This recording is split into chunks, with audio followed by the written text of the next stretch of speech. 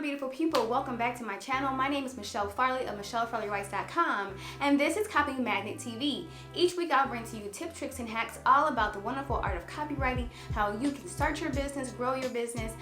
Even if you're a business owner and you want to enhance your copy, this is the channel for you. And I'll also throw in bonus videos that you don't want to miss, so be sure to hit the bell notification so you know when new videos drop. Again, if this is your first time here, welcome. If you're returning, thank you so much. A special thank you for all of you who recently subscribed. We got to grow to 200 followers. I am so excited. Thank you, thank you, thank you. Now that we're done with housekeeping duties, let's get into today's video. Today I'm going to explain to you the difference between copywriting and copywriting. What? I often get this question like, hey Michelle, what's the difference between copywriting and copywriting? Is it the same thing? And if so, if it's not, what's the difference?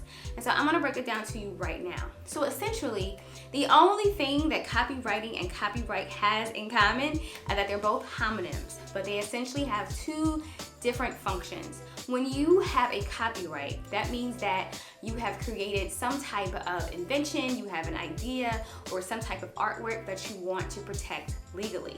That is when you have something has a copyright on it, or it's copywritten.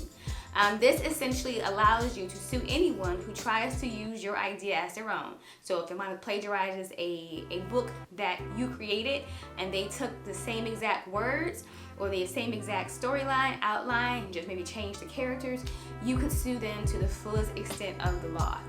It's the same way for composing music, or if you had an invention and someone took your idea and tried to make it their own. If you have a copyright, then you have the legal protection over anything that you created, produced, etc. So if you have any of those things that I just mentioned, I highly suggest that you visit copyright.gov and begin the steps to make sure that you have legal right to all of your things and put a copyright on your artwork, your invention, your idea.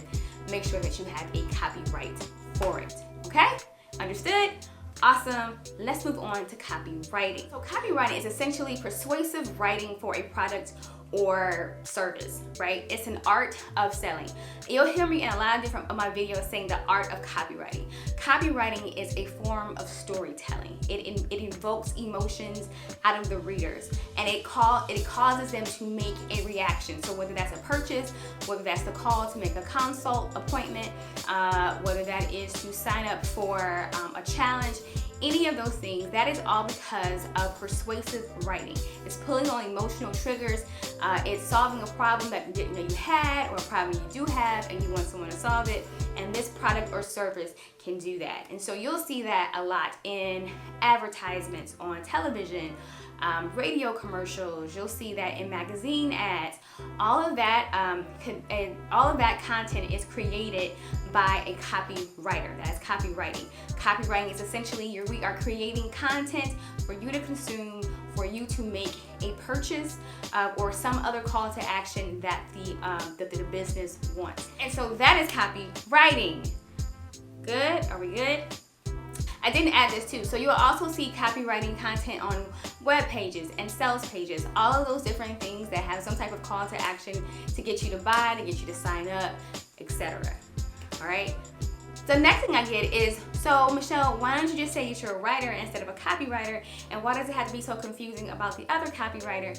Okay, valid question, valid point, and I'm going to explain that right now.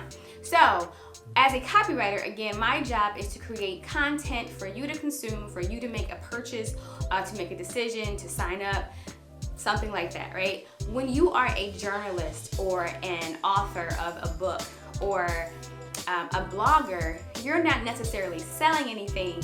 You're not writing content to persuade someone to buy. You're just creating content in an art form. And so you would be considered a writer.